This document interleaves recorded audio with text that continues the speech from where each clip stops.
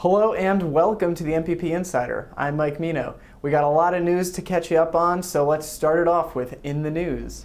As I'm sure you all know by now, 3 of the 4 marijuana initiatives that were on the ballot on Election Day have failed. Prop 19 in California, Measure 13 in South Dakota, and Measure 74 in Oregon were all rejected by voters. But there is still one, Proposition 203 in Arizona, a medical marijuana measure backed by MPP that still has a chance of winning. In fact, as I'm saying this, they are still counting provisional ballots in Arizona. We are now down about 1,500 votes with tens of thousands of more still left to be counted. We thought we were going to have some final results today to report to you, but it seems like it might be early next week. Keep your fingers crossed, hold out hope.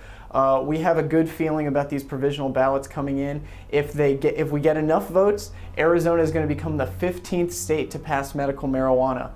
So a potentially late but still welcomed victory coming ahead, hopefully. Hopefully, keep your fingers crossed. Another thing to update you on is the case in Michigan where Joe Casias, the Michigan Wal-mart employee who was wrongfully fired for being a legal medical marijuana patient, today is his first day in court. He's being represented by the ACLU, and they are alleging that he was wrongfully fired because he was using a state legal doctor-recommended medicine. Wal-mart, as many of you know, fired him after a routine drug screen where he tested positive for marijuana. We're going to be following that case very closely, so stay tuned to the blog.mpp.org. And now what I want to do a little bit is give a little bit of a silver lining for those initiatives that we mentioned that failed, because there still were good results, especially with Prop 19 in California, the measure that would have made marijuana legal for all adults and actually garnered more votes for marijuana legalization than any other measure to come before it. It got 46% of the vote. The previous record was 44% in Nevada in 2006. And here's one way we're framing this to people, because it really puts it in perspective. You know, there was a lot of momentum building up, and it is disappointing to see it lose, but keep these 2 facts in mind. Number 1, the Prop 19 campaign spent about $4 million total on its campaign, where the Republican candidate for governor, Meg Whitman, spent about $140 million. And guess who got more votes? That's right, Prop 19. Meg Whitman lost, and Prop 19 actually got more votes. So that just shows how much support there is behind this issue, even when the campaign coffers are relatively small. On a huge statewide race like California, it's really important.